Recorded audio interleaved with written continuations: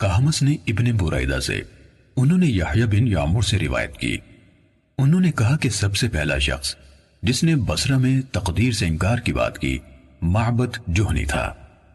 میں یعنی یحییٰ اور حمید بن عبد الرحمن حمیری حج یا عمرے کے ارادے سے نکلے۔ ہم نے آپس میں کہا کاش رسول اللہ صلی اللہ علیہ وسلم کے صحابہ میں سے کسی کے ساتھ ہماری ملاقات ہو جائے تو ہم ان سے تقدیر کے بارے میں ان آج کل کے لوگوں کی باتوں کے متعلق دریافت کر لیں۔ توفیق الہی سے ہمیں حضرت عبداللہ بن عمر بن خطاب رضی اللہ عنہما مسجد میں داخل ہوتے ہوئے مل گئے۔ میں اور میرے ساتھی نے ان کو درمیان میں لے لیا، ایک ان کی دائیں طرف تھا اور دوسرا ان کی بائیں طرف۔ مجھے اندازہ تھا کہ میرا ساتھی گفتگو کا معاملہ میرے سپرد کرے گا، چنانچہ میں نے عرض کی، اے ابو عبد الرحمن، یہ عبداللہ بن عمر رضی اللہ عنہما کی کنیت ہے۔ واقع یہ ہے کہ ہماری طرف کچھ ایسے لوگ ظاہر ہوئے جو قرآن مجید پڑھتے ہیں اور علم حاصل کرتے ہیں، اور ان کے حالات بیان کیے۔ ان لوگوں کا خیال ہے کہ تقدیر کچھ نہیں، یعنی ہر کام نئے سرے سے ہو رہا ہے، یعنی پہلے سے اس بارے میں نہ کچھ طے ہے نہ اللہ کو اس کا علم ہے۔ ابن عمر رضی اللہ عنہما نے فرمایا، جب تمہاری ان لوگوں سے ملاقات ہو تو انہیں بتا دینا کہ میں ان سے بری ہوں اور وہ مجھ سے بری ہیں۔ اس ذات کی قسم جس کے نام کے ساتھ عبداللہ بن عمر حلف اٹھاتا ہے، احد پہاڑ کے برابر سونا ہو اور وہ اسے خرچ بھی کر دے تو اللہ تعالیٰ اس کی طرف سے اس کو قبول نہیں فرمائے گا یہاں تک کہ وہ تقدیر پر ایمان لے آئے۔ پھر کہا، مجھے میرے والد عمر ابن خطاب رضی اللہ عنہ نے بتایا، ایک دن ہم رسول اللہ صلی اللہ علیہ وآلہ وسلم کی خدمت میں حاضر تھے کہ اچانک ایک شخص ہمارے سامنے نمودار ہوا۔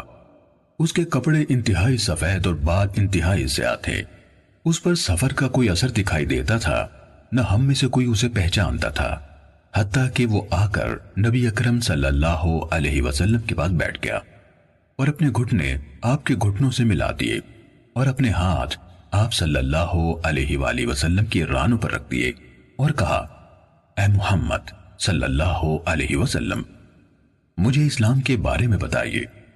رسول اللہ صلی اللہ علیہ وسلم نے فرمایا، اسلام یہ ہے کہ تم اس بات کی گواہی دو کہ اللہ تعالیٰ کے سوا کوئی عبادت کے لائق نہیں اور محمد صلی اللہ علیہ وسلم اس کے رسول ہیں۔ نماز کا اہتمام کرو، زکوٰۃ ادا کرو، رمضان کے روزے رکھو، اور اگر اللہ کے گھر تک راستہ طے کرنے کی استطاعت ہو تو اس کا حج کرو۔ اس نے کہا، آپ نے سچ فرمایا۔ حضرت عمر رضی اللہ عنہ نے کہا، ہمیں اس پر تعجب ہوا کہ آپ سے پوچھتا ہے اور خود ہی آپ کی تصدیق کرتا ہے۔ اس نے کہا، مجھے ایمان کے بارے میں بتائیے۔ آپ نے فرمایا، یہ کہ تم اللہ تعالیٰ، اس کے فرشتوں، اس کی کتابوں، اس کے رسولوں اور آخری دن یعنی یوم قیامت پر ایمان رکھو اور اچھی اور بری تقدیر پر بھی ایمان لاؤ۔ اس نے کہا، آپ نے درست فرمایا۔ پھر اس نے کہا، مجھے احسان کے بارے میں بتائیے۔ آپ نے فرمایا، یہ کہ تم اللہ تعالیٰ کی عبادت اس طرح کرو گویا تم اسے دیکھ رہے ہو، اور اگر تم اسے نہیں دیکھ رہے تو وہ تمہیں دیکھ رہا ہے۔ اس نے کہا، تو مجھے قیامت کے بارے میں بتائیے۔ آپ نے فرمایا، جس سے اس قیامت کے بارے میں سوال کیا جا رہا ہے وہ پوچھنے والے سے زیادہ نہیں جانتا۔ اس نے کہا، تو مجھے اس کی علامات بتا دیجئے۔